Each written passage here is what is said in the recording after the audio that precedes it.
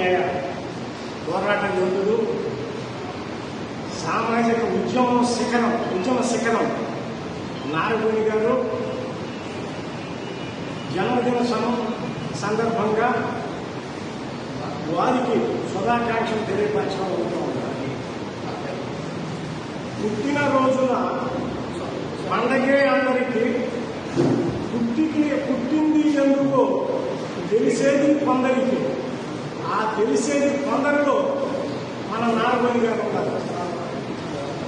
శ్రీరాముడు, శ్రీకృష్ణుడు, మహాత్మా జ్యోతిరావు పూలే, పెరియార్, అదేవిధంగా డాక్టర్ బిఆర్ అంబేద్కర్ మహాశక్తులు త్యాగాలు చేసి ఈ యొక్క దేశంలో, రాష్ట్రంలో కానీ పొడుగు బలహీన వర్గాలకి 80% ఉన్నటువంటి పొడుగు బలహీన వర్గాలకి రాజ్యాధికారం రావాలి అని జీవితం మొత్తం త్యాగాలు చేసినటువంటి త్యాగదవుల యొక్క వాళ్ళ అడుగుజాడల్లో నడుస్తూ నారగోని గారు తనకు తాను సుఖపడితే తప్పు లేదు, కానీ తన వారిని సుఖపెడితే ధన్యత ఉండాలి.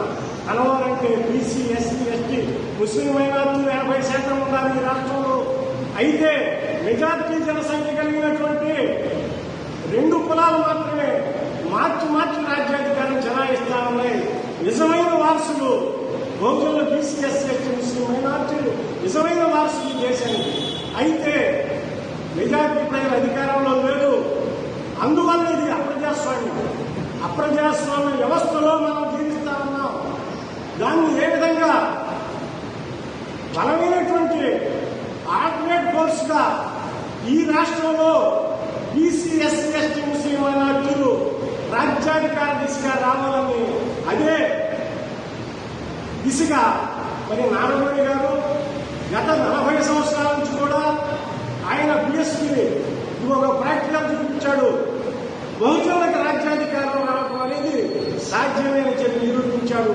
అటువంటి మహానుభులతో తిరిగి కుడిభుజంగా ఉండి ఆయన ఇంటికి తీసుకెళ్లి ఆయన ఇంట్లో బిఎస్పీ అదే కాంశీరావుకి భోజనం ఏర్పాటు చేసిన చరిత్ర ఆయనది.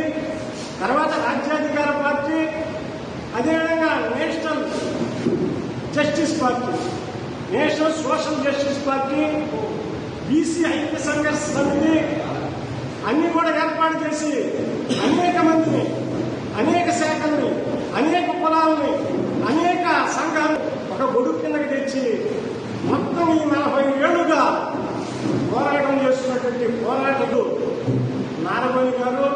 కాబట్టి నారగోని గారు ఒక లక్ష్యం అదే, ఈ యొక్క ఆధిపత్య కుల రాజకీయాలకు దీటుగా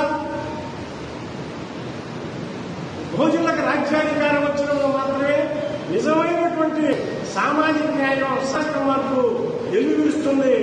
కాబట్టి వీళ్ళ పొరుగు బలహీన వర్గాల జీవితాలు వెలుగులు ఏర్పడితే కృతనిశ్చయంతో ఈ యొక్క బహుజనులకు రాజ్యాధికార సాధనకై, లక్ష్యంకై నిరంతరం పోరాడి తన జీవితాన్ని త్యాగం చేసినటువంటి, తన పర్సనల్ జీవితాన్ని కూడా త్యాగం చేసిన మహానుభావుడు. ఆయనకి ఈ సందర్భంగా శుభాకాంక్షలు తెలియపరుస్తూ ఇంతటితో